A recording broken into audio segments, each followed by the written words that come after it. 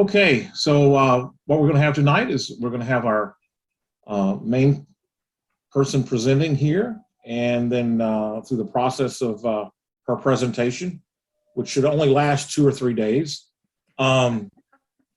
You've heard about me. Yes, I did. So we'll take care of your presentation, and throughout the presentation, there'll be some comments from John and Kirk Kendrick, if he's online yet. I don't see him yet, but that's could be just my poor eyesight. Anyhow, so I want to thank Hannah Lange, program manager of the George Observatory, which is part of the Houston Museum of Natural Science.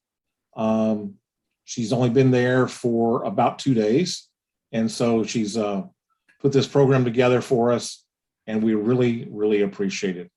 I'm going to turn it over to you, Hannah, and let you run with the show. Great, thanks so much, Mike. Hello, everybody. I'm really happy to be with you tonight, and I do want to thank Scott Midbury for contacting me and coming out to the observatory and getting to meet him and getting me interested back again in ham radio, because getting ready for this presentation, I've got the bug again, so hopefully we'll get some more events happening, and I look forward to that. And that's part of the reason I've agreed to talk to everybody tonight, to let you know what's going on at the observatory and what our hours are now, and to invite you all to come out, and hopefully we'll be able to schedule some ham radio events in the future.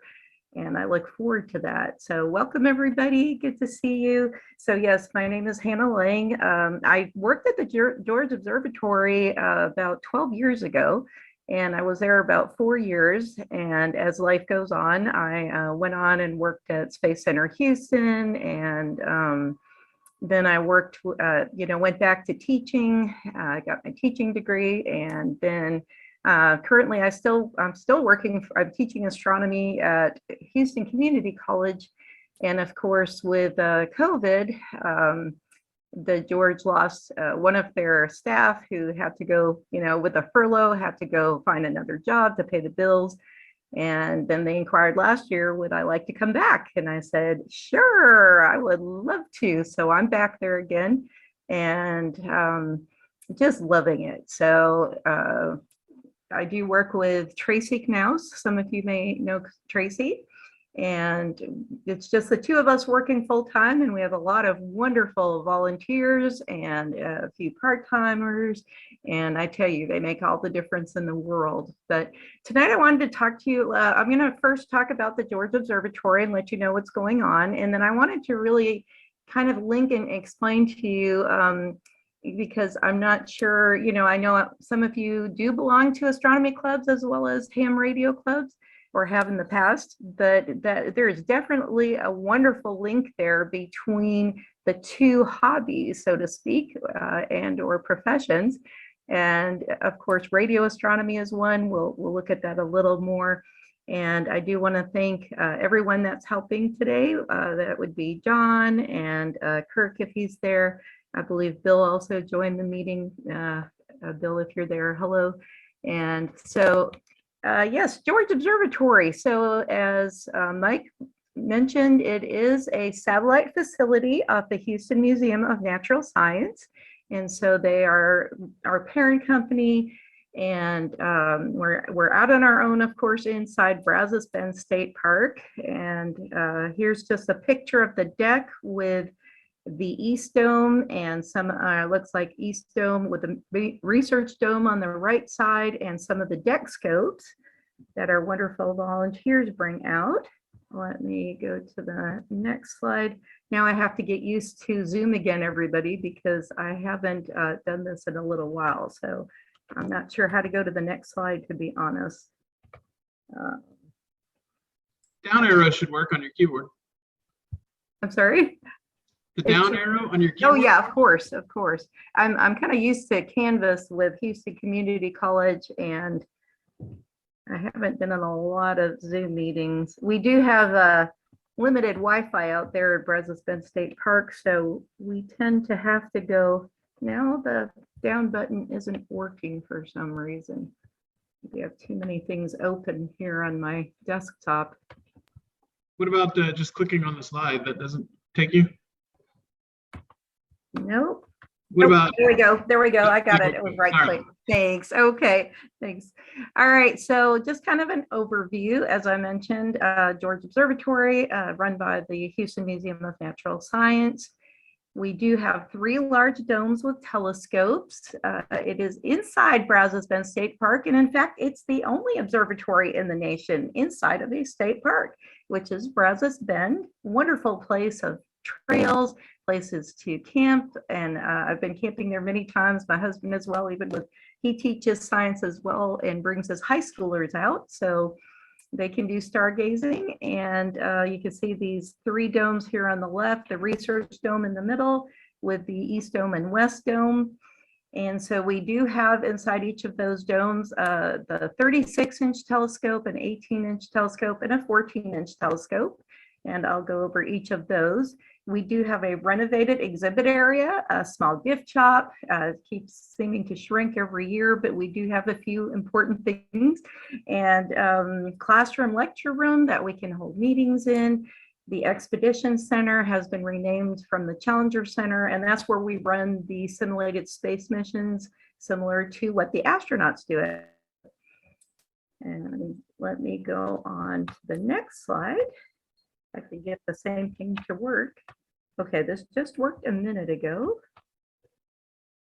So, oh, I see what I can do. Ah, there we go. All right. So here's the 36-inch dome. We call it the research dome because it does house the Gaimard Research Telescope, which is, as you can see here in the center, a 36-inch reflector telescope. 36 inches, of course, being the diameter of the mirror at the back of the telescope, almost a meter. And then we do have a 6-inch refractor on the side and an 11-inch refractor also mounted on the telescope. So this is the largest, if not the largest, one of the largest telescopes in the nation, open to the public on a regular basis. Of course, you go to any other observatory, especially research observatories, and you have to be an astronomer. You have to book and schedule your research ahead of time, maybe a year in advance. You get there and it's cloudy or rainy, well, too bad, wait another year. So it is wonderful to have this open every Saturday to the public, and that they can come out close to the Houston area, away from city lights, although that is kind of creeping in on us a little, but we still have a wonderful view of the night sky. So we use our 36-inch reflector with a 6-inch, or I'm sorry, the 6-inch refractor here on the left was purchased from Louisiana State University.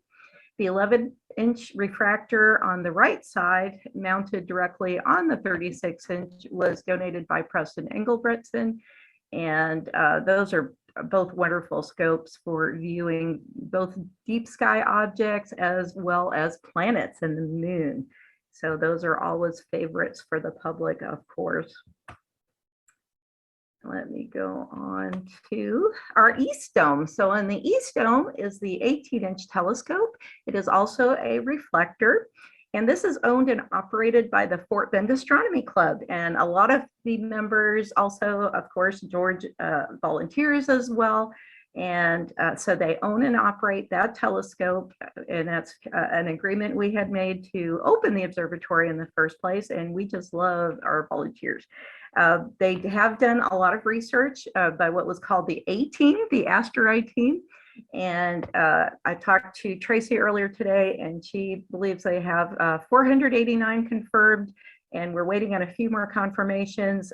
Could be up to 493 asteroids discovered up to now. So I think that's pretty awesome. I did a little research back 12 years ago with Joe Dillinger and some of the A team, Bill Dillon and Paul Garasino at the time, and helped at least in terms of gathering the data and images during the evening to help on confirmation on a couple of those. So I did a little tiny part in that actual research, but they're amazing. Here in the picture, you can see Jeff Lepp from the Fort Bend Astronomy Club.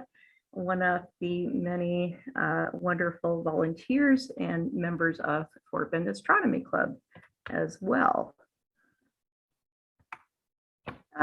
Like I mentioned, they have discovered a lot of asteroids, and so whether they're members of Fort Bend Astronomy Club or other clubs, I found this old here HMNS newsletter for Houston Museum of Natural Science, and I do want to give credit to Fort Bend Astronomy Club that was online, but they have of course, an article here from 1996 showing some of the crew: Keith Rivett, Bill Dillon, Randy Pepper, and Dennis Boardman, for discovering a particular asteroid on Father's Day, and then had them speak about it. And so they highlighted them in the newsletter. On the right, you see Joe Dillinger. One of the asteroids discovered, 63387, was named Brazos Bend in honor of the state park. And so again, many of the asteroids were part of his discoveries and combined together as well.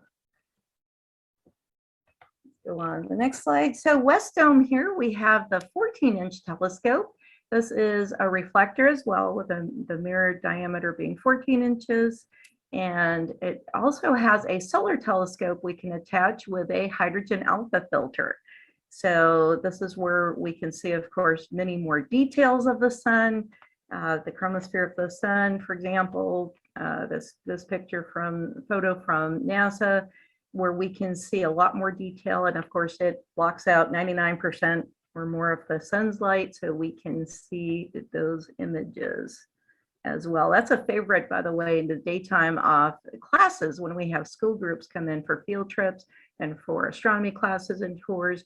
We can actually transfer that image downstairs into the new exhibit area. We have a large monitor that we can show those images on. So that is one of something we could do in the daytime, not just the nighttime, in terms of observing. Let me just find my cursor here, back to my next button. There we go. All right, in terms of timeline of how did the George Observatory come to be, I thought maybe a little bit of the history would help to see how we've grown over the years and where we started out and where we are now. So back in September 1984, the Fort Bend Astronomy Club got started, began in Stafford, Texas, with about 6 members at I believe it was the Z optical shop. And first on the agenda they were talking about was selecting a viewing site in Fort Bend County area for a future observatory. They wanted it in a 50-mile radius, of course, and they were hoping to have minimal light pollution from Houston. As we know, lots of lights in a big city. So among others, Brazos Bend State Park was considered, and at the time had just opened in April, and it was a 4,800 square acre nature preserve that has lots of trails, of course, camping areas, like I mentioned, wildlife, and beautiful dark skies. So that was particularly of interest to them.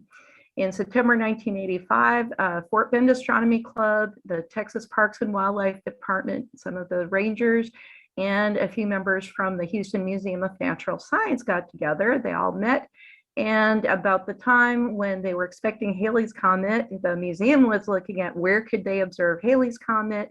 And so they all worked together and decided we're going to, the Fort Bend Astronomy Club would provide weekly observing sessions. They would bring their telescopes out to the parking lot in the Nature Center at Brazos Bend State Park.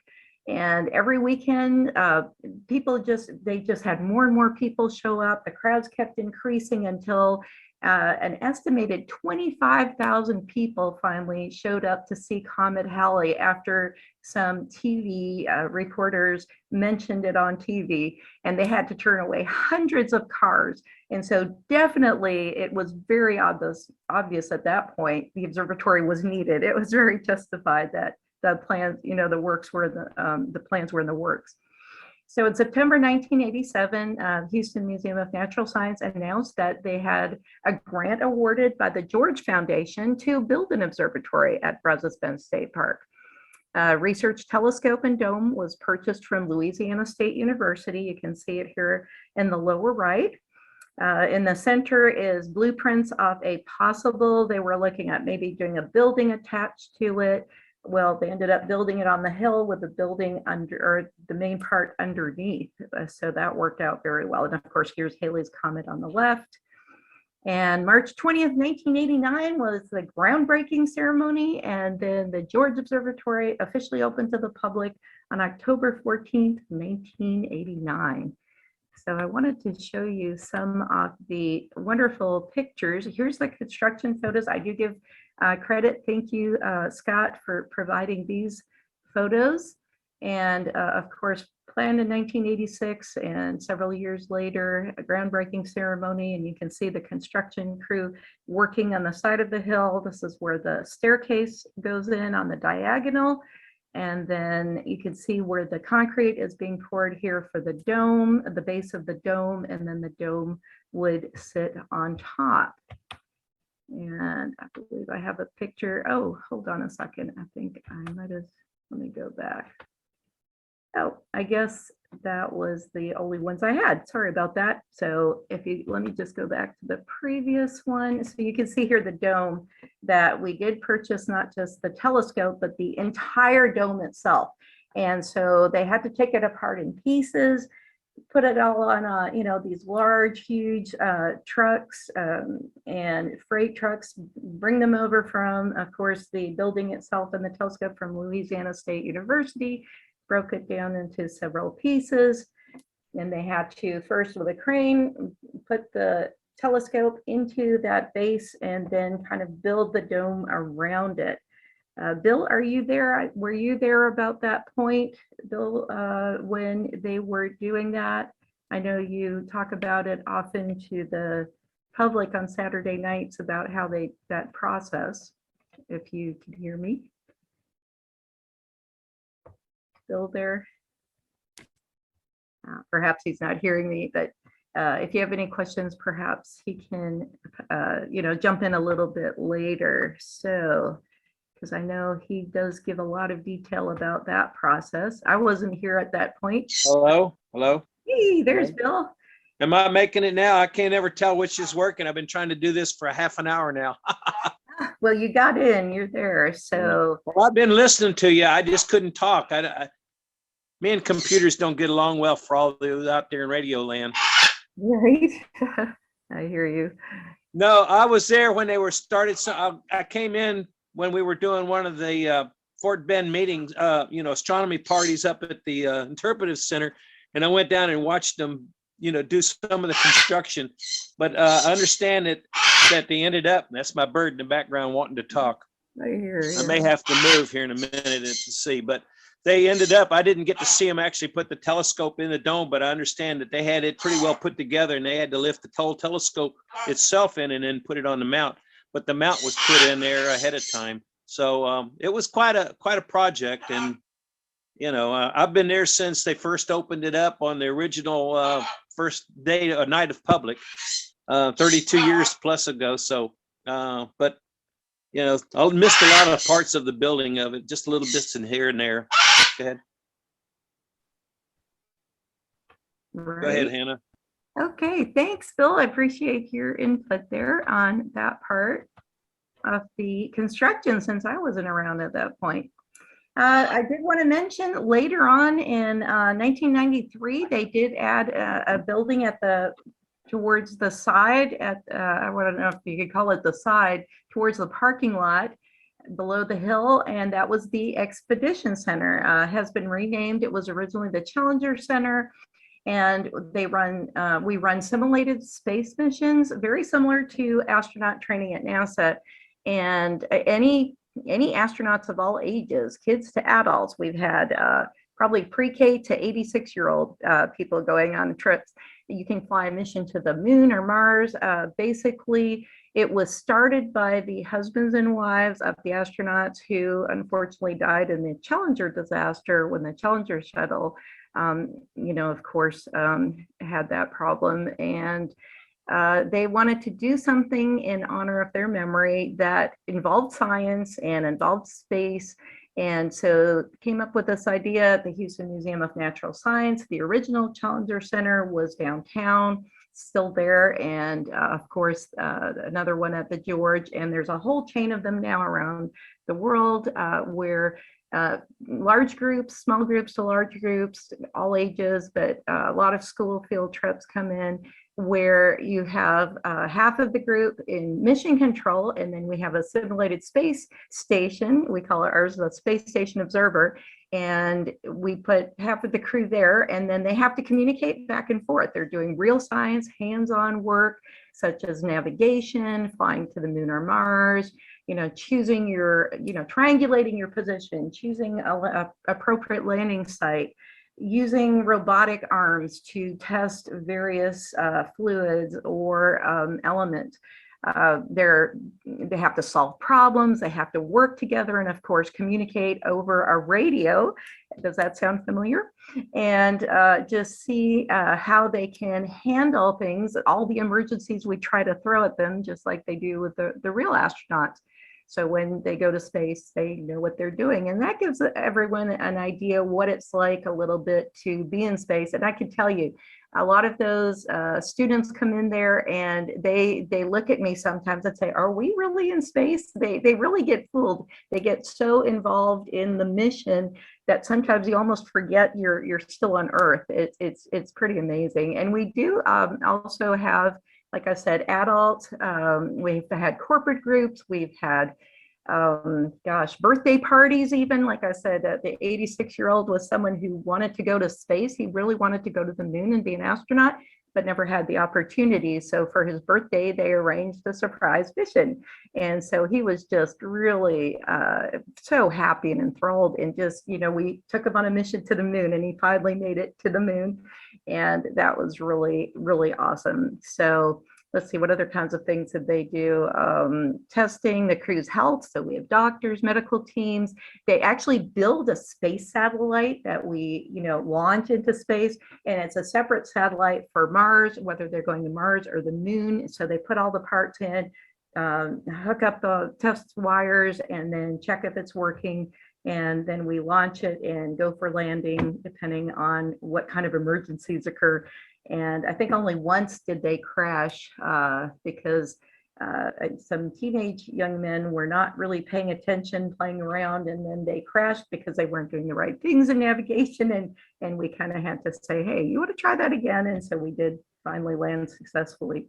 But it's really a great experience. So if you ever want to come over, you make it out to the observatory, I'd be glad to show it to you. I know Scott saw it, and everybody who sees it, it's really a neat, really interesting place to be. And it's of course, fun for everyone, whether all ages, whether you're a family, a class, a corporate group, everybody really enjoys it because, of course, there's no true danger involved, even though it feels stressful at times when you're in these emergencies and trying to handle them. But it's really great for team building, and it kind of reminds us how we forget to communicate, even though I think everybody here certainly knows a lot more about communication. And I did forget to mention at the beginning, sorry everybody, but yes, I am a ham radio operator. I have a general license, and that my call sign is K5NMR or Kilo 5 November Mike Romeo. So I just have been out of practice the last few years with COVID and teaching and all this craziness going on,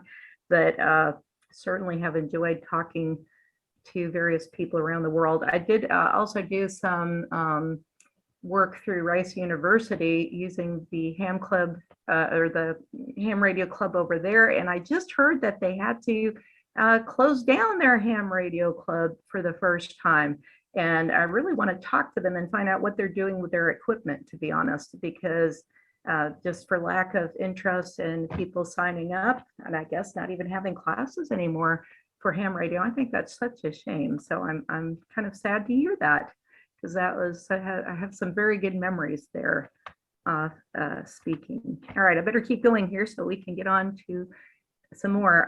So yes, well, of course, here we kind of fast forward in time from the opening in 1989, and as things do, just as we all get a little bit of wrinkles and get a little older and bumped and dented over time. Same thing happened to the observatory. So they did have to close in 2019 for some major renovations. repainting, replacing everything from railings to benches, concrete work. They redid like I mentioned, the exhibit area and so on. And also kind of a more modern looking mission control for Mars missions. And that was down for about a year. And then COVID-19 hit in 2020, just about when they were ready to reopen, unfortunately. But finally reopened last year in March with limited tickets, 75 per hour. So we do 3 groups with 75 tickets per hour just to have that safe distancing. And of course, started with masks, and now it's just employees and staff, volunteers that need to wear masks. And it's up to you whether or not. And then we were using the electronic assisted, and we're still using electronic assisted astronomy telescope viewing on monitors on the large telescopes. So in that way, again, we can't be inside the domes with the close spaces, but people can be outside certainly and look at the monitors and see a live image from the telescope.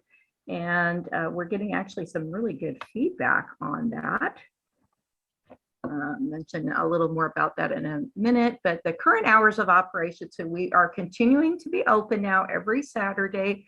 We are open 5 to 10 p.m. instead of all day, as we're mostly concentrating on the stargazing, of course. The tickets to access the upper deck, you have to purchase online in advance through the Houston Museum of Natural Science website. I tell people just Google georgeobservatory.org, and there's a little box that says get tickets, $10 per person. I believe children under 4 are free, and then you can choose your time. Right now, it's standard time until we get daylight savings. So it's at 7 o'clock, 8 o'clock, and 9 o'clock. And of course, during the week, we have all kinds of openings by reservation. We still have school field trips coming out. We have Friday night private group stargazing for anywhere from 30 to 100 people. There are expedition center missions going on, school field trips, like I mentioned. Scout troops always want to come out to earn astronomy badges. There are tours we give, just like Scott happened to call and say, hey, we're camping, we're coming to camp at the park, and can I come to the observatory? And I said, sure, come on down. We arranged the time and showed him around. We're always happy to do that as well. We have a VIP Starry Night experience. That's where groups of only about 10 people. And again, we're able to do that even with the COVID. Tracy, our director of astronomy, Tracy Knaus, she gives you a chance to look through the large telescope and do some astrophotography if you want to. And that would again be on a Friday night. And then, well, we have eclipses, viewing and meteor showers, special events like that. Astronomy Day we've had in the past once a year, which is a free event to the public. Unfortunately, this past year, we weren't able to do that. We had Observing the Moon Night, though, which was very successful, and we really enjoyed that. We joined NASA with that. We've had NASA Space Days in the past, Rocket Days, where we launch rockets, of course, all kinds of other meetings, special events like proposals, birthdays, weddings. We've had food and wine events out there. Let's see what else. In fact, we have a proposal coming up. We had a young man come out last Saturday, and I showed him around, and he wanted to see the facilities, and he was so excited. And so we're arranging to have him and his fiance will be there, or soon to be fiance, will be there for a couple hours, and they're going to have the whole place to themselves with the astronomer and look through the telescope, and then he's going to propose to her out under the stars. So hopefully it'll be a clear night. He has a backup date just in case, and kind of looking forward to that. And of course, like I mentioned, astrophotography, we always are happy to have anyone who was interested in that. And guess what? Amateur ham radio events, which have occurred often at the Astronomy Day because it is open to the public. Of course, to find the George Observatory inside Brazos State Park, you can always enter the address 21901 FM 762. Although it says Needville, it's not very close to Needville. It's actually closer to Damon. But again, that's easy to find now with Google. And Here's the dome again. You can actually see the slit open where you can see the telescope inside the research telescope. And as I mentioned, we are using EAA for the largest three telescopes for the domes. And so on the left, you can see the research dome. And this is one of the items. Bill, I don't know if you're still there, want to speak up about that, but Bill will come out and talk about what image they have on the research telescope on the monitor and how they do that using SharpCat Pro. On the right is David Haviland at the West Dome. You can see he's obviously looking at the moon here. And so that is actually a wonderful way to be able to be outside in the open, see a live image, and still keep our social distancing, which it looks like on the left here, people are a little closer together than we'd probably like them to be. And this was from, by the way, observing the moon night. And that was a really special event. So we had a lot of good times together and enjoyed the evening. All right, so some of the technical details in terms of electronic assisted astronomy. It's using a CMOS camera mounted in place of the telescope's eyepiece, and it transmits, like I said, a real-time image, usually a deep sky object, although we have also showed the moon, to a monitor outside the dome. SharpCat Pro software stacks an image every 10 seconds, and you're getting a full color image with a lot of detail. Image stacking, of course, the ones we're using will reduce some of the noise step by step and accumulates light. And of course, while those sky objects are being observed, we can use dark images to correct hot pixels. And it also discards any occasional bad images. So you get these thousands or hundreds to thousands of images, stacking those photos the image every 10 seconds. And we're just getting some wonderful, wonderful details and beautiful pictures. I know one of the items, for example, and the research dome that they had up was the checkmark galaxy, also known as it had several other names. I know sometimes nebula and galaxies have similar checkmark nebula and wolf and different names to it. And that would be the Swan Nebula. Thank you. Swan was the other one I couldn't think of. My mind just couldn't pick that one up. But there were several. I know there was several. Just like nebulas have different names, or Messier object associations. But we could see it was so beautiful that you could see all the range of colors. And again, if you're looking through a telescope yourself, you might see a little bit of color, but you're not going to see a lot. You're going to see mostly those grays and blacks and whites because, of course, your eyes can't stay open for as long as you need to image. But we can do that with the software and with the camera being right mounted on that eyepiece. And the results are immediate, so it's a direct observational experience. In fact, some people are calling it electronic assisted observing.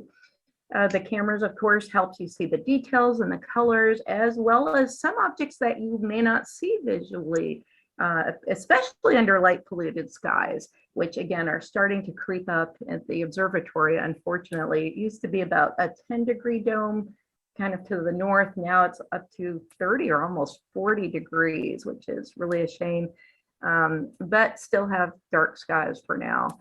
And those results are going to be similar that you see on EAA to astrophotography, but the resolution of the images is lower because we're trading off the actual real-time imaging for the longer exposure, but it is immediate. So some of the advantages, of course, is allowing for social distancing. People can, stand around on the deck, listen to an astronomer like Bill talk about what is on the camera image. And so it's safer for viewing. People can socially distance.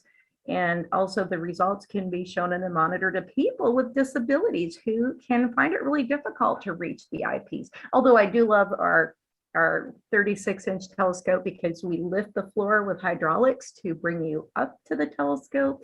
But, we were really hoping the beginning of this year that we were going to let people start looking through the large research telescope themselves, but unfortunately Omicron came along, and so we're still back to not even giving telescope tours, but just looking at the images outside.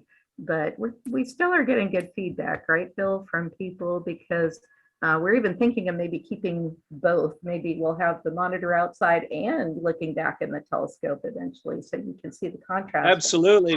The only problem with having it on the camera out on the TV monitor is that takes away one of the telescopes that people would get to look through visually. But Correct. I'm hoping, like you, that we'll get back to visual astronomy, where we can actually put them up there and they get their own real-time photons from these objects. It's more personal that way. Exactly, right. All right, we also have deck telescope viewing. So many of our volunteers don't just run the large telescope domes in the domes, but also will bring their own personal deck scopes. On the left, you see Steve Clayworth from Fort Bend Astronomy Club, and he is using his green laser pointer to show the object he's looking at to some of the public and guests. On the upper right, we see one of the astronomy days where they're setting up in the daytime and showing people how. In fact, there's Bill. I see Bill over there on the right, sitting down. There you are.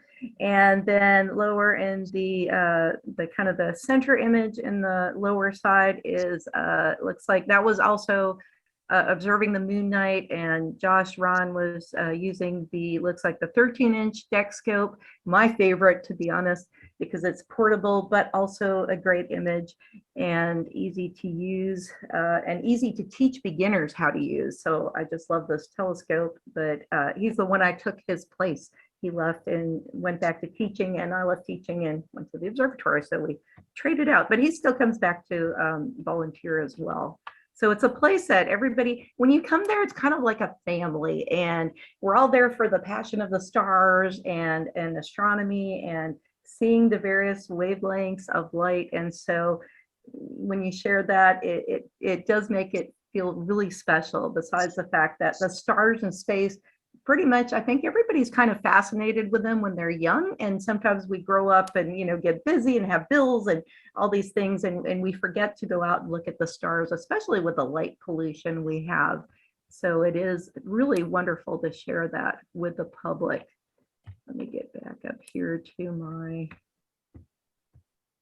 there we go, to the next. All right, so here are some of the celestial objects that we have recently observed at the George. Here in the wintertime skies, of course, we have the Orion constellation, the center of the sword in Orion, of course, the Orion Nebula, this is very similar to the view I saw last Saturday in the 13-inch telescope to show people. In the right, we had Cleopatra's Eye. This was a new object for me to actually see. Bill had that on the research dome along with Justin McCullen and another volunteer, and that was gorgeous. It looked just like that in the picture. It was amazing on the monitor, and I had never seen that before. And if you do see it, I'm told it's a very fuzzy, cloudy, tiny object. So that was beautiful to see with those beautiful blues, and you could see that central star in the planetary nebula as well, which you would not necessarily see in a telescope. And of course, the waxing crescent moon, the double cluster near Perseus. These are all objects that we viewed last Saturday, as a matter of fact. Hannah, you might mention that just for the people that look at this stuff, the Orion Nebula is like 1,500 light years from us. And that Cleopatra's Eye is like 8,400 light years away from us. And we're able to see this stuff. And in most cases, these two objects in a nice pair of binoculars is seeable, but the Orion Nebula is a knockout in a good pair of binoculars. So it doesn't take a big telescope to really do some of this stuff. Excellent. Good. Thank you so much. That's I'm really glad you brought that up. You are so correct about that. And of course, we always also extend the welcome to anyone who wants to bring their own personal telescope and or binoculars to look for themselves, along with our scopes as well out on the deck. So I wanted to kind of go more into how amateur astronomy and radio astronomy are really a lot more common. The interests and the aspects between them are very similar. so you can also join in if you're interested in ham radio. The amateur radio astronomy might be for you as well. You can detect the sun, solar flares, the Milky Way galaxy, geostationary and geosynchronous communication satellites, temperature changes even on the surface of the moon as it passes through its phases. Jupiter is a favorite of mine, and then even lightning and meteors, which you can obviously hear the crackle even in AM radios, but definitely these are all objects that you can use with radio astronomy. So of course, a radio telescope we know is just incoming radio waves, one of the wavelengths of electromagnetic light, and we can produce images off the sky using that. And you don't just need to have a large receiver. Nowadays, it's becoming much more common and accessible to anyone. And so, of course, you usually, you know, as it started, a parabolic dish with an antenna, and then going through an amplifier and a computer recorder, and then, of course, reflecting those radio waves to a focus at the antenna. And so that, you know, it used to be where these satellite dishes were huge, like their Arecibo, of course, telescope, but now it's getting to the point where if you can find a discarded DirecTV satellite, you can set it up in your backyard. And so this is something that a lot of people are really getting into. Here on the right, Jupiter, of course, we can listen to the radio wavelengths at 21 centimeters. And you can have it in your telescope visible and be, imaging or recording, listening to Jupiter as well. So it's pretty neat to do, which some of our members have done. So we'll talk to them in just a moment. I just wanted to briefly go into the history of radio astronomy, which I did a little more research. So it was really born back in 1931. Carl Jansky began researching the source of a faint background radio hiss with his dipole array while he was working for Bell Telephone. And he noticed that the signal strength corresponded to the passage of the sidereal day. And then he deduced that correctly, that it was coming from the center of our Milky Way galaxy in the constellation Sagittarius. So you can see here the laser pointing to the center of our Milky Way galaxy. There's Sagittarius on the right. You can see M42, Messier 42 there on the just above it. And about a decade later, Australian radio astronomer Ruby Payne Scott pioneered solar radio astronomy at the end of World War II, and that he was made the first ever observations of type 1 and 3 solar bursts, as well as conducting the first radio interferometry observation. So kind of interesting to see how that developed. Well, here we are. We had several ham radio events at George Observatory in the past. This is a photo from Astronomy Day 2011. So I'm going to invite John Chauvin, and I don't know if Kirk's here or not, but I'm going to let them take over and do this part of the presentation, because I was running around in Astronomy Day doing other things like Challenger missions, getting sandwiches for people, talking at the at some of the astronomy club tables. So I met them and I saw them and kind of went by, but I didn't get to be involved with it. So John? Hannah, let me interrupt just a quick second. Okay. One of the volunteers that works with me in the 36, Brad Thomas, has been building a radio telescope, and he brought some stuff that he has on his computer out the last weekend, the weekend before, and we were looking at it, and he's thinking about bringing it and setting it all up out there at the George. So we will eventually have a radio telescope out there.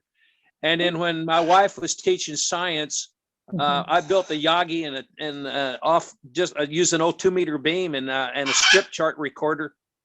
And we used to sit up there at the middle school and record Jupiter when it was high in the sky, and listen and see all the waves coming in on a strip chart for the kids, and they love that as well. So that's a little bit of astronomy that I've been involved with so far. But yeah, let John and them take over there. Thank you. Thanks, Bill. Appreciate that. Okay, Hannah, thank you for passing it on to me. So we BVARC went out there for 5 or 6 years around 2012, 2014. 2010 to 12, thereabouts. And this is a picture of Kirk and myself out there. Can't see much about the equipment, but we set up on, you've heard Hannah mention the deck. And these daytime shots we were just setting up, and the next shot will do the same. As a matter of fact, why don't you go to the next one, Hannah, please? Sure. There you go. Okay, so we're still setting up. As it gets to be nightfall, this whole deck, and you're only seeing about less than half of it, because there's another dome to our left, and then there's more of the deck below us. Most of it's not shown.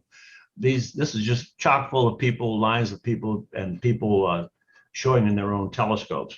But so we were out there for 5 or 6 years, and we had a live HF station, and I think we also had a VHS station there, and showing them what we could do. The subject of our presentation, and I'll get to that in a second, was the synergy of amateur radio and amateur astronomy. And it's just amazing how much common activities there are. Of course, they're at their different directed targets, but the actual action itself is very similar. And as a matter of fact, Ms. Lange, Hannah's already touched upon a number of these common elements already. So if we can go to the next slide, please. Right. So we had a poster out there. It had 19 bullets on it. This is only half of that poster. I decided to show you the same one that we used 10 years ago. Obviously, if I did it now, some of these things would be greatly embellished, but this kind of gives you a presentation of what we did at that time. The 19 points we're going to very briefly touch on, like 10 to 20 seconds. And we're assuming that the BVARC people listening know the nature of the subject that we're talking about, radio astronomy, astronomical radio emissions, and the like. What we're going to point out is how these phenomena and activities are common to both elements. So having said that, the first one, radio astronomy, Hannah's done a very good job of talking about that. I won't repeat that. It's pretty self-evident. She's also mentioned about the radio emissions of Jupiter.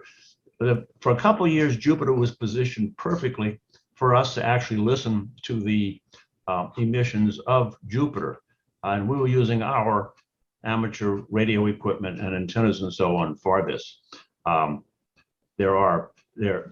has provided a project, which again, Hannah has some slides on following this, called Jove, more geared to people who are not as interested in the subject per se and the equipment.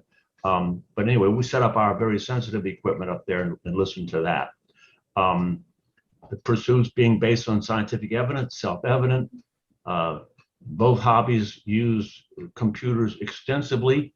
I think Kirk might have something to mention. Well, Kirk will mention a couple things in a bit, which will demonstrate that. Incidentally, Kirk did show up, so I'm happy to see that. It's of interest to a wide group of people. Both entities, the clubs associated with amateur astronomy and amateur radio, have members starting 8 to 10 years old, going into the 80s and 90s.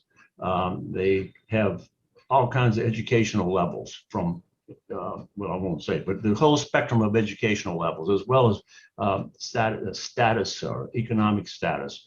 And all that is transparent to us. No one ever asks the other person, until you get to know them, what do you do? This kind of stuff. It's none of that. It's pretty incredible, the draw of these subjects, these people, to these various activities. I just talked about the wide age group and demographics. Inexpensive to participate. You can get into amateur astronomy. Well, you can get into amateur astronomy with a pair of binoculars. To get a reasonable telescope, $500, say. Well, the same for amateur radio. I mean, you can get yourself a Watson or a Bofang or something like that for $30, $40. But you can get yourself a nice HF rig with antennas and so on for like $500. Of course, you could spend six digits on it too if you want, on either hobby. The communication with the space station. Jeff started this presentation talking about how his children's school has been selected to make a contact with the space station late this year. This is using amateur radio equipment. And then again, Hannah will have some slides on that after Kirk and I finish. Balloon launches. Balloon launches are cool because it is a good mix. It involves the technology of both, and then the viewing of such things as like the edge of space, the curvature of the Earth, and the black of space. The first time I saw this, this televised live video of this, it really kind of blew my mind to see the actual curvature of the Earth, for example. Next slide, please. I'm listening so intently, I forgot I'm helping. Go ahead. Okay. Again, moon bounce aurora, you can see the astronomical phenomena that's associated with this, and you can see the amateur radio activities associated with it. Satellite communications, tracking the positions, etc. I know Kirk will have a little bit more to say about the positionings in a few minutes. Solar sunspot and solar flare observations. Obviously, amateur astronomers like to look at them, see the spots move and whatever, the phenomena associated with that. And ham operators often don't like sunspots. We know what it can do to us. So and sometimes they do. So it depends on what you're looking for. Automatic tracking devices for antennas and telescopes. I think Kirk will have a lot to say about that, so I'll just defer that for a moment. Hang on for just a second. Okay, so many diverse activities, such as the software-defined radios, astronomical events. Again, that's pretty self-evident. We amateur radio operators, amateur astronomy, we all do our awards, we all do our pins, we have our various recognitions of completion of milestones in the pursuit of the hobbies. I think from here on, except for the last two bullets, I'm gonna give it to Kirk. He's got, if you can count on the two that are previously mentioned, and then the next three, Kirk, can you take it over? Yes, I can. How's my audio? A little working down, now? but you're okay. Okay, so just so everyone knows, I'm on a really, really, really bad internet connection. So on a good day, I have 5 megabit down. So it doesn't do well on Zoom, but we'll keep going. I want to take us back 50 years to start. 50 years ago, ham radio had vacuum tubes in every piece of equipment that we use pretty much. And astronomy had mechanical drives and all of theirs that just ran the telescopes, and the computers weren't really connected to the scopes in most cases. Then, fast forward to now, everything is computer controlled, and most of our radios are really fancy with multiple computers inside the radio making everything work. When I think about what we've done in the last 10 years since John and I did this at the site at the George, I took out a portable tracking mount to be able to track satellites as they went over. And it's a manual alt-azimuth, or AZL in ham radio terms, mount. And it just had buttons to move it, left, right, up, down. And I built a little circuit that would hook up and connect it to my computer so the computer could tell it how to control. Well, guess what? At the same time, I was converting my telescope to have a go-to. And it was the same thing, same devices, just different software in them to make them work. One of the cool things about electronics is they're just a tool that can be applied to anything.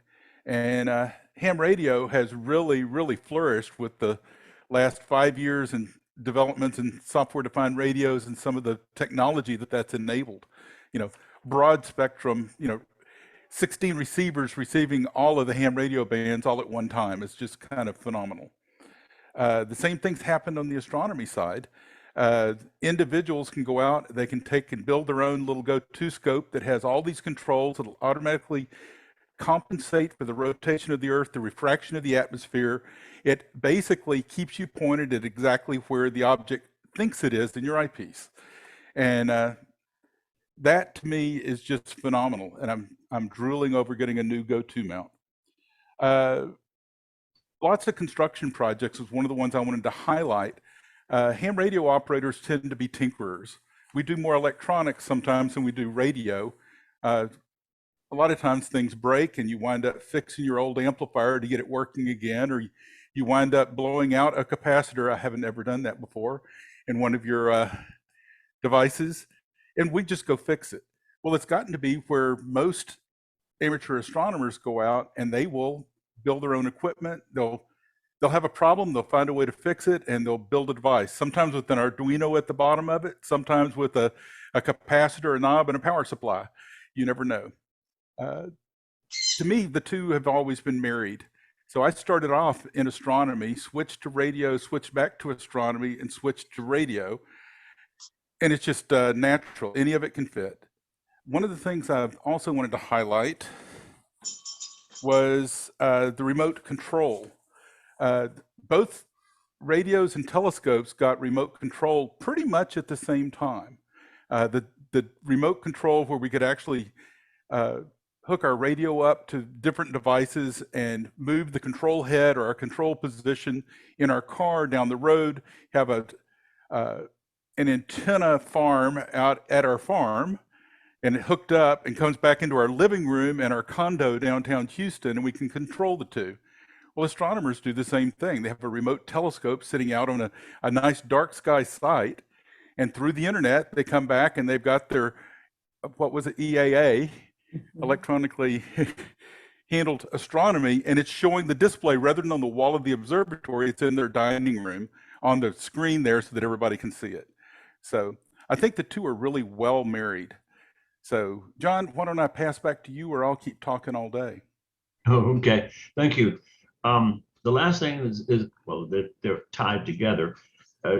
Both entities have a lot of regional and national events, and a lot of this is social. A lot of people come to these events just to show up and schmooze and look through each other's telescope, for example.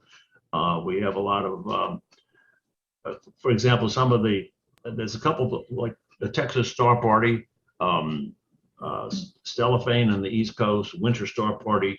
These are events where amateur astronomers go out for typically up to a week on dark sky conditions and just look at the skies. And they have presentations. They have noted astronomers that show up and give lectures in the evenings and so on. And we, as ham operators, also do the same. We have various conventions, ham fests in particular, as well as conventions, and it's the same kind of events. And then, of course, a lot of these, as I mentioned, are social. The last one I'll mention, I just mentioned it before, but the Texas Star Party takes place out in West Texas near the McDonald Observatory, near Fort Bend. I mean, near was the town Fort Davis. Fort Davis.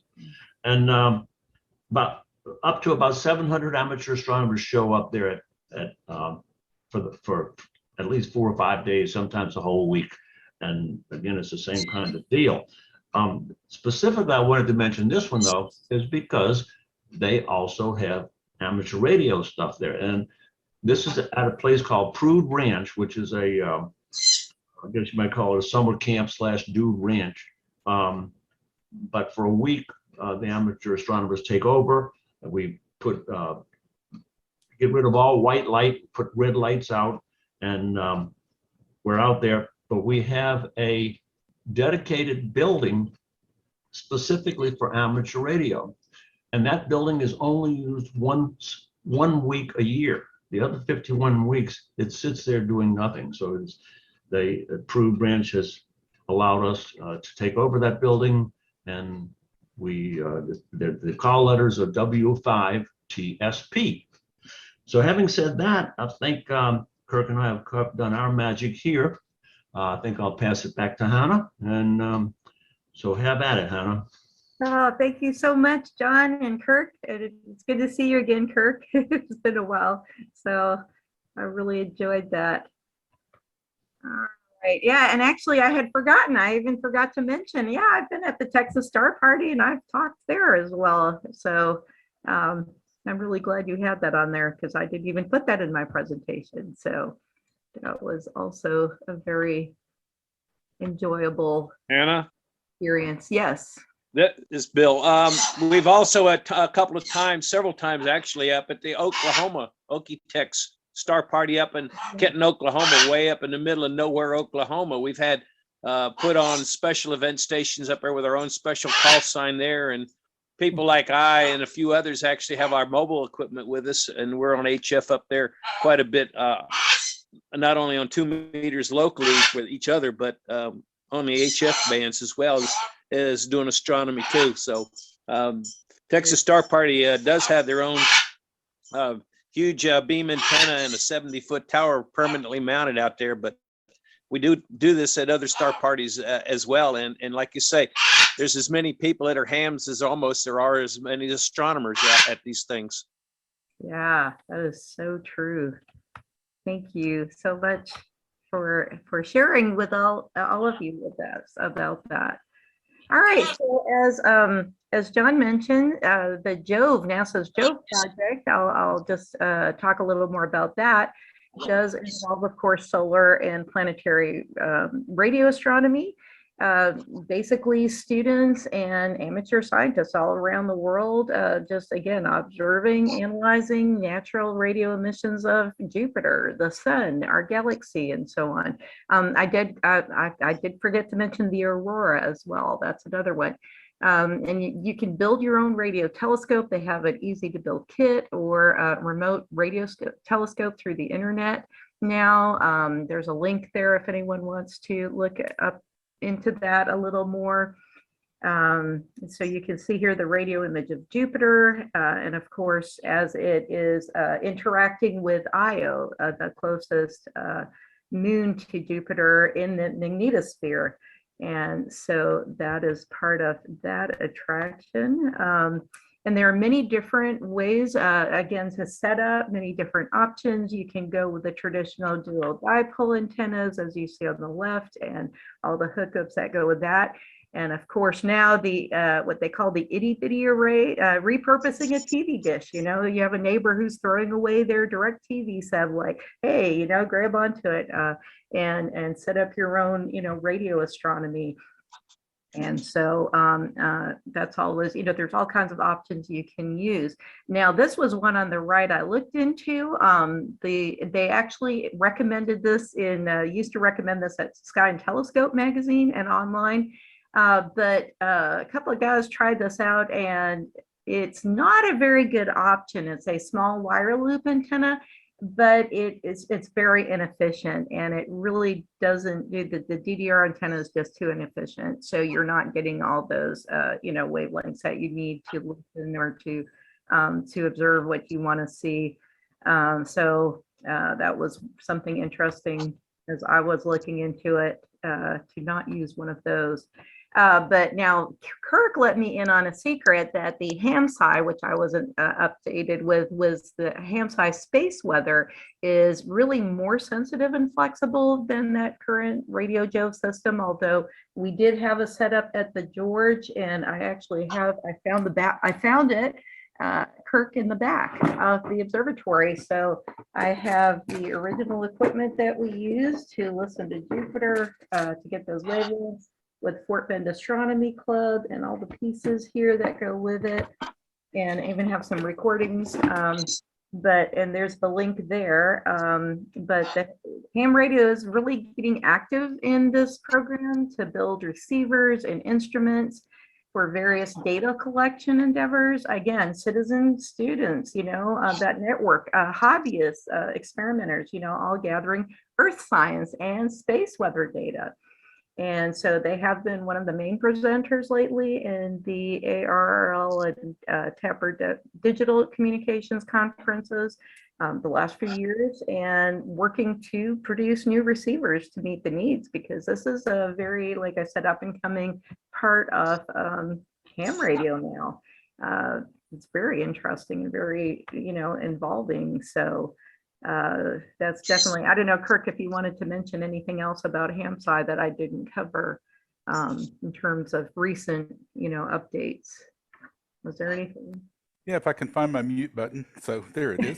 There you go. So HamSci stands for Ham Radio Science Citizen Investigation.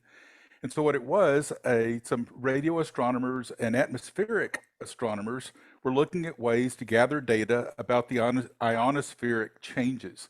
And what they found was, if you look at the ionosphere, one way to know what's happening is to use radios and look what's happening to radio waves that are bouncing off of it. So they started looking at some really cool experiments, did it at different times during eclipses, the yearly frequency measurement festivals that the ARRL has. And what they have to do is get the radios to be accurate to within about 1 hertz. So if they're looking at a 10 megahertz WWV signal as the cornerstone there, the usual one they look at, you're looking at some pretty precision frequency adjustments. So they have to use a GPS discipline oscillator to drive it all and make it all work. But what they're coming up with now, what Tapper's working on and what Case Western is working on, is 2 little receivers that are dedicated to this for doing the measurements. One's called a grape from Case Western, and the other one's called a tangerine, a little bigger than a grape, from Tapper. They're in works, and what their target is to have all this stuff operational for the eclipse in 2024. And they want to do some special measurements around the eclipse and do the radio measurements at the same time, and actually do magnetospheric magnetometer measurements at the same time. And so it's a lot of projects that are going together to make this happen. So in the next 12 months, there's going to be new equipment and new possibilities happening. So look up hamsci.org and or hamsci.com. I think it's a .com, and see what it's like. No, it's hamsci.org. I had it right first. So y'all enjoy, look out there and have fun. Awesome. Thank you so much, Kirk. All right. I wanted to mention a little more briefly about the Jupiter emissions. So you can, anywhere from 14 to 38 megahertz, although over 18 is really preferred, because you can see here, from the Radio Jove noise emissions that will have the L, the long, or the S short bursts, and on rare occasions, they're both visible on a single spectrogram. Well, of course, the L bursts you see here at the top are usually kind of blobs. And the S bursts, of course, you can see here about 18 to 20 megahertz, you see as short vertical streaks occurring at rates of several per second.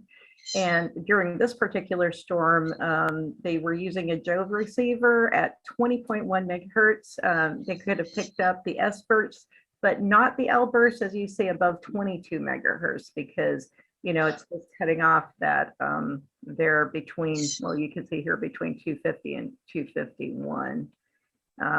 But you can certainly get a lot of that yourself. And of course, when Jovian bursts are observed with a linearly polarized antenna, we often see those Faraday bands. And these are different frequencies. The maximum and the minimum are due to the polarization of those received signal rotating as it passes through the Earth's ionosphere and magnetic field. And then we do get tilted features that are called modulation lanes. You can see those here between about 643 roughly to 644.13, anywhere from 18 megahertz and above. So that kind of gives you an idea of what type of imaging you might see on those wavelengths. Now, I did want to play you a couple of those here at the end of the talk, just because I found it really, by the way, I gave this little talk I practiced on my my friend, my adopted nephew last night. He's 14, and I've been trying to talk him into coming out to the observatory. And after he saw this, he said, Mom, I'm going to the George Observatory and I want to become a ham radio operator. So I consider that a success already. He's already signing up to volunteer and go with me. So yay. Anyway, here's Jupiter, Moon, Io's volcanic eruptions. Of course, will help spur that acceleration of electrons along the magnetic field towards Jupiter's poles. I got that from, of course, JPL. The electrons will generate radio waves that were then sonified using the Juno mission data. This was back from February 2020. And of course, Juno detected those decameter radio waves generated by the electrons. So I haven't shared video like this before, but you should hopefully, let me see, I did put a link in here. Let's see if it'll bring it up. You don't have to see this. I just hope you can hear it. Why am I? Let's see, I just want to open this. Okay, this did not happen last night when I was practicing. So I'm not sure why this is coming up when I just want to share the video. I don't think I need to, can y'all see that or no? Should be going directly to that link. Oh, but it all depends on if you shared just your application or if you shared your whole desktop. Ah, okay. I think I was just sharing the screen, which I'm pausing now. So let's see if I can share that. I really wanted you to hear this because it's really awesome. And like I said, really gets people interested into, let's see if I can cut and paste this. Yeah. It looks like you just shared the presentation. You'll have to drop the share and restart sharing your screen to do it. Okay. So let me stop share and let me get down to sharing video. It looks like I need to. Click on the one that says screen. It's probably the one on the upper left. Yes. That'll show your whole desktop. Got that. Let's try that. All right. And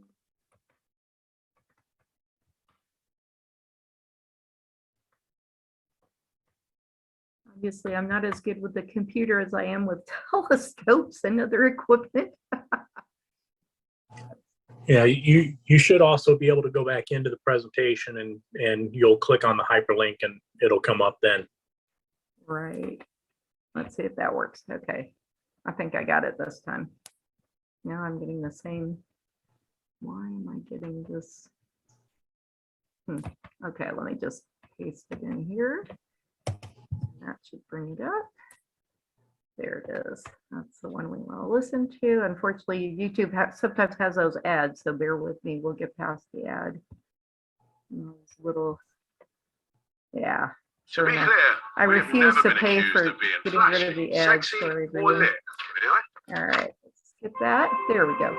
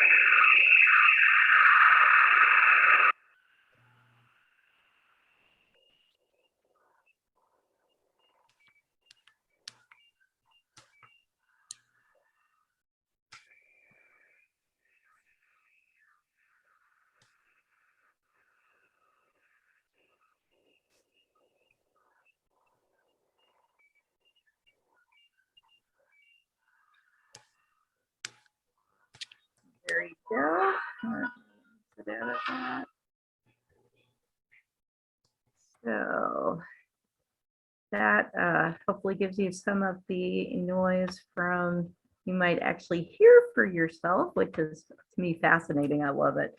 And then I just wanted to briefly play, this is even shorter little audio clip from the Cassini spacecraft. This was near Jupiter in 2001. And this is really awesome because I've heard several different, I've played it for several people, and let's see what you think.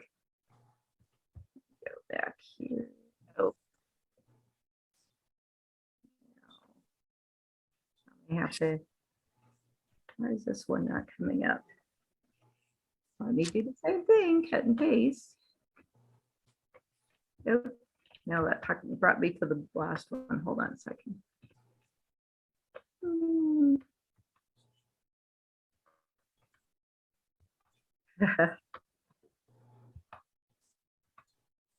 See.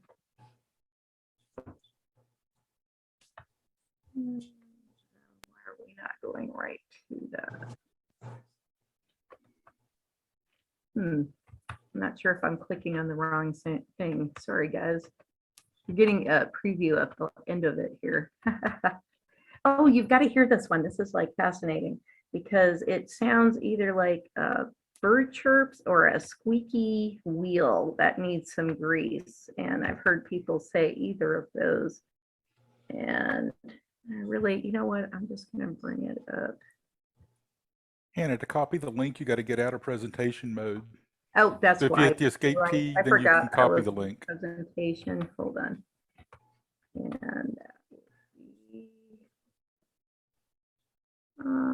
stop sharing again. And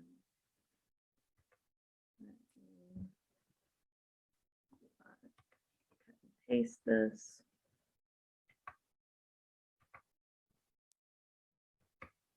I think I need someone to operate my computer for me while I'm. You may have to hit escape to get out of presentation mode.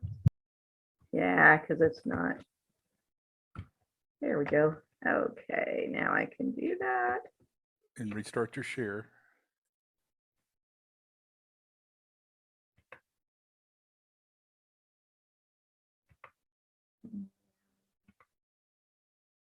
Let's go back to, there we go.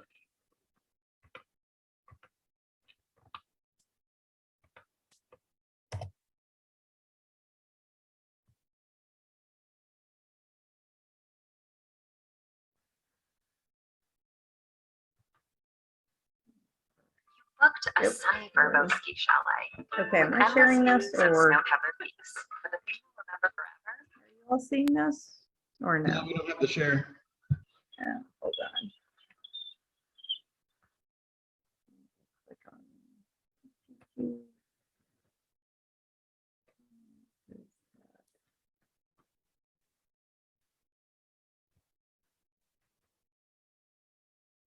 Oh, right. Sorry, guys. Share screen and there we go. It should be there. There we go. Let's try that again. All right.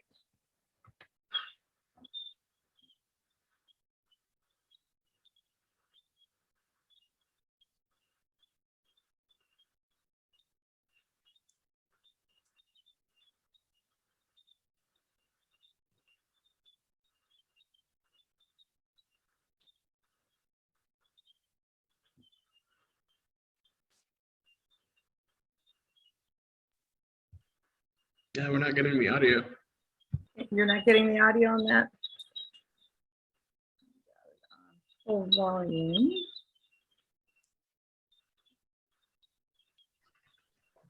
Probably too high a frequency. Well, the link is there if you want to go in. Let me close out of that and go back to sharing the rest. And when you click the screen to share, there's a couple of buttons you've got to click to pass the audio through when you share. Ah, So that wasn't going through like the other one was. Well, you can go to that link and it does sound like birds chirping or a squeaky wheel. So, and what I liked about that too was it kind of refers back to Arthur C. Clarke, the, of course, science fiction writer in for 2001: A Space Odyssey. And he actually has a quote that, he, Dave, would turn up the gain until the room filled with a crackling, hissing roar. Out of this background at regular intervals emerged brief whistles and peeps like the cries of demented birds. And it does kind of sound like birds to me, not necessarily demented, although they could be angry birds if you like that game. But it is kind of similar to that, definitely that description. And now I am back to the original. How did I get out of this? I need to get back to the presentation, don't I? There it is. Okay. Oh, not sure why we're on. Can y'all still see this or?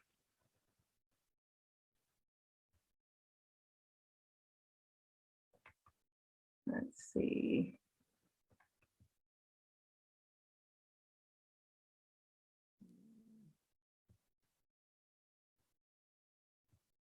Kirk, how did I get back to that presentation?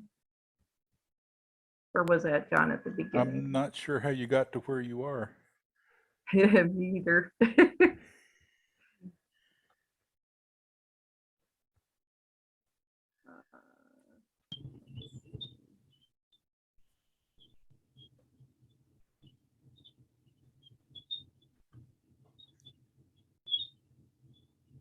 Hearing that video still, so let's see if I can, maybe it's still playing in the background. Oh, I know, I just opened too many windows. There we go. Back to it. All right. And share that again.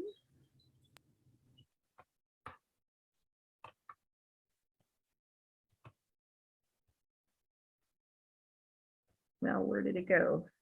I need that presentation. There we go. Now from current. All right. So moving on. Oh, it went back to the original. I'm not sure why. Well, I just finish up here then. So I did want to mention contacting the International Space Station. We did do that at Astronomy Day 2011. Gene Chaplin was a moderator, Aldora Lowe from NASA, and there were about 10 students. Here's a screenshot of Wes Whidden has a YouTube video online that you can go to. And again, just listen to some of the questions and responses from astronaut Mike Fossum. And that was a pretty, neat experience as well.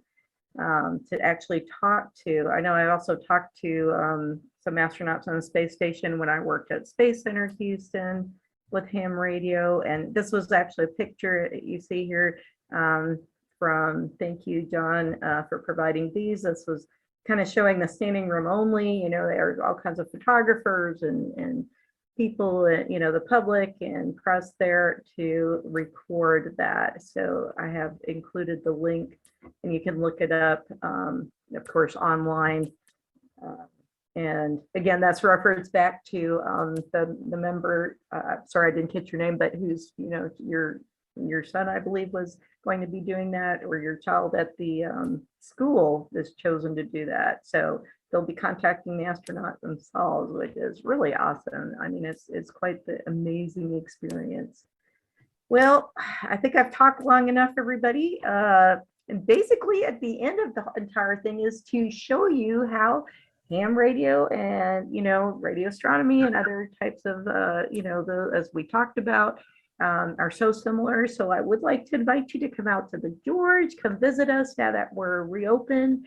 I'd be happy to show you around, have a tour, come for stargazing. Of course, Brazos Bend State Park is a wonderful place to camp, or volunteering if you're wanting to do that. And hopefully we can set up future ham radio events at the George. And I look forward to that. And I welcome everyone who would like to come out. So that's it. Thank you so much for listening. And I'm going to open up to questions. And, you know, again, if John or Kirk or Bill wants to speak up and help with that, I'm certainly very thankful to do that as well. So thanks, everyone. Thanks for listening. I hope you enjoyed that and kind of helped you, you know, hear more and see more about the George and what we've done with ham radio up to now.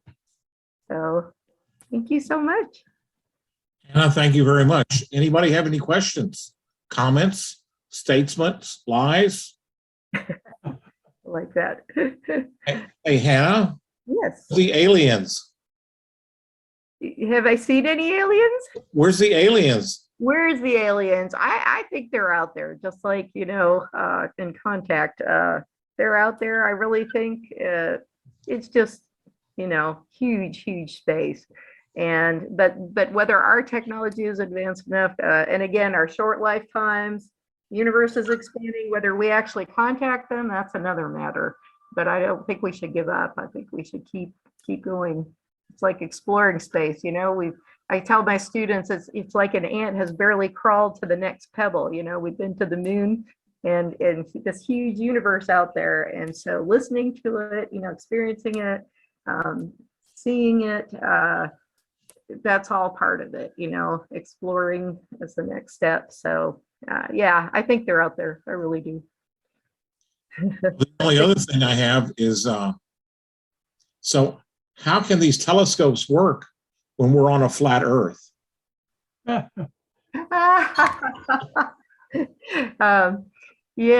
the flat Earth. I've had talks about that with some of my students.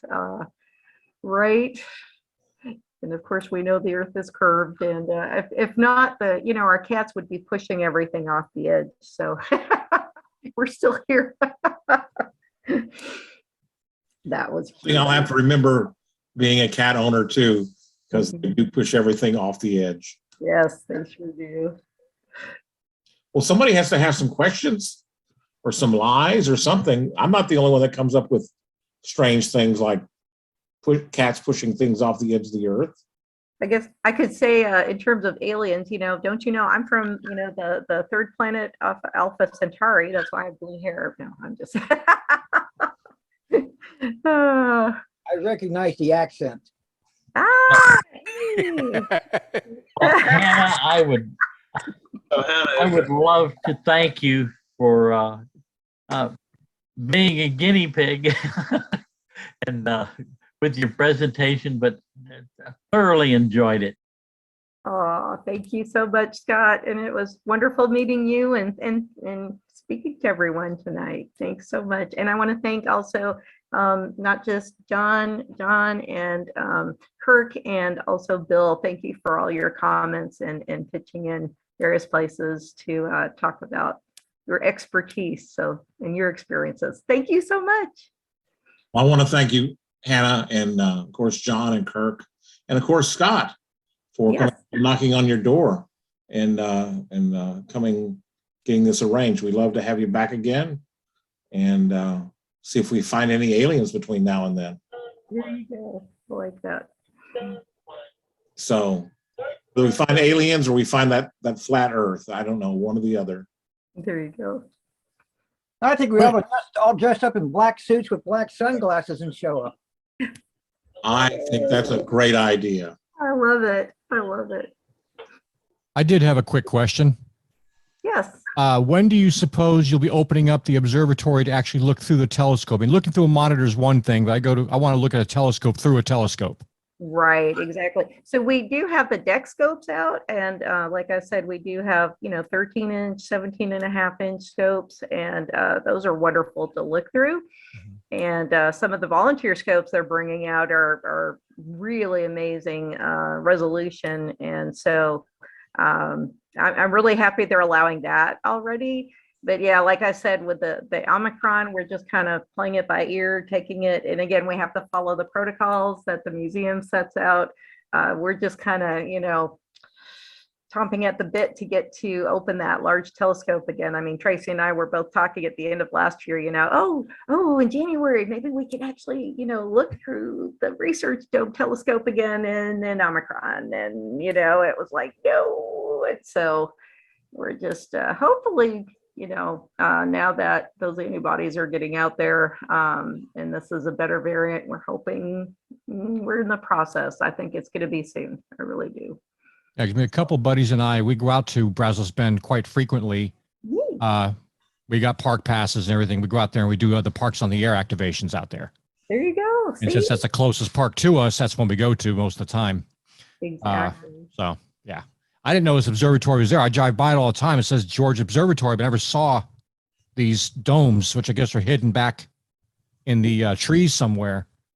Yeah, so when you park at that main parking lot where the nature center is, you walk across the street, across the road there, and you follow that path as it goes up the hill, and the lights will go at night from white to red lights, and then you have all the red lights at the observatory. So it is back in the woods behind the Creekfield Lake and that nature trail, and it's kind of up on the hill. And of course, it's actually the highest point of the park. So when Hurricane Harvey hit, everything else was underwater. You had the ranger station and the ranger's house, and then the observatory was out of the water. That was it. So that kept our telescopes nice and, of course, dry.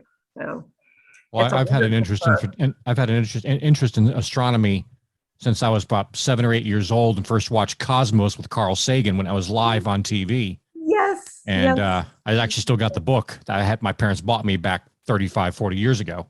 There you go. Yeah, so I really, really enjoy that stuff. I actually had a Dobsonian telescope for quite a while and ended up selling it just because there's so much light pollution out here. It wasn't really worth doing or having the thing, but really enjoyed going out there. I've always enjoyed observing the moon, looking at Jupiter, watch the rings on Saturn, counting the moons that are, the satellites around them and stuff like that.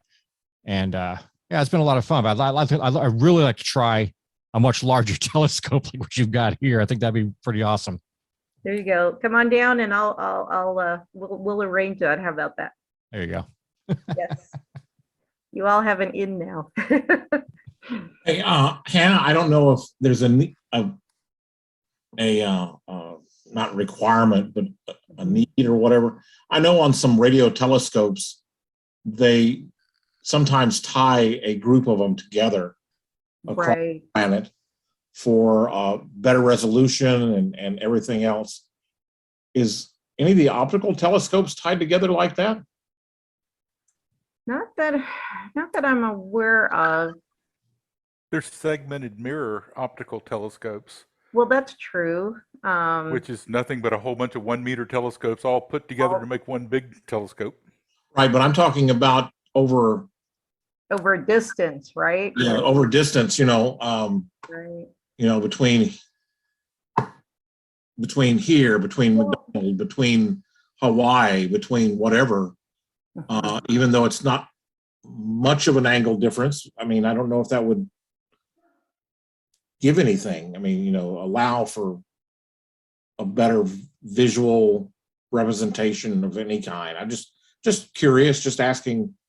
Right. Well, hopefully a semi. Yeah, what comes to mind is actually the M87 Event Horizon, of course, that the media said was the first ever image of a black hole. Of course, it wasn't really the black hole; it was the Event Horizon, off the black hole that was lit up.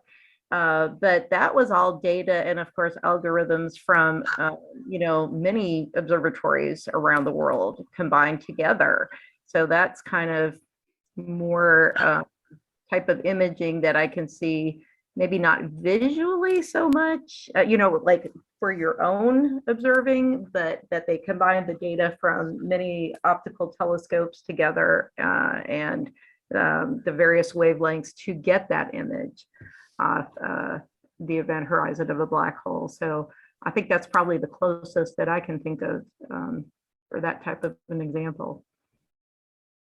Just curious. I mean, I went to. Can you hear me, Hannah? Mm-hmm.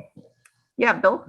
The 8 meter telescopes down in Chile, they're all separated. 4 of them are separated by 100 or so meters apiece, and they hook all 4 of those up with what they call interferometry, and their Right. resolution then becomes the same as if you had a telescope that was about a half an acre size telescope because of the size of it, and they get extreme resolution out of doing it that way. But there's so much astronomy going on that they don't have enough telescopes to go around, so they don't hook all 4 of them up at the same time very often, but it does happen, and those are optical telescopes. Excellent. Thank you, Bill. That's a good example. I forgot about the chili. Thank you. So they're out there. They're just, yeah.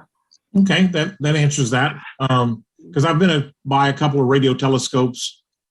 The parks in Australia, I've been to that one.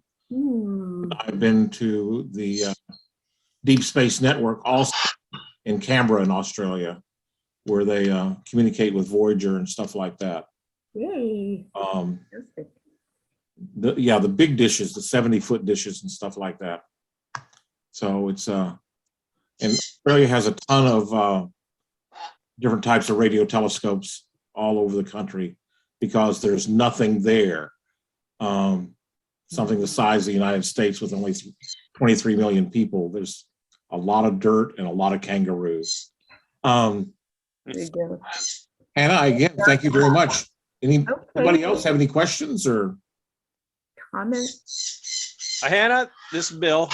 I'll see you Saturday out at the observatory. Okay. And for those, somebody made a comment, and I missed kind of it, but I'm Bill Christian, and my call is W5 Bravo Charlie. And I appreciate you guys having a 9-4 repeater over there that works super great for me, traveling back and forth. And I get to talk to Lloyd Overcash every once in a while and a few others down there. And I appreciate that for you guys while I have the opportunity. well, thanks for joining us tonight and everything. My pleasure. Thanks, Bill. We'll see you. If no one has any other questions, going once, going twice, going 3 times. Hannah, again, thank you very much. Hannah, John, Kirk, and Scott. If Scott Medberry is still there? Oh, he may have already jumped off. I guess having surgery one time in the middle of the day was just too much for him. He'll have to come by some other time.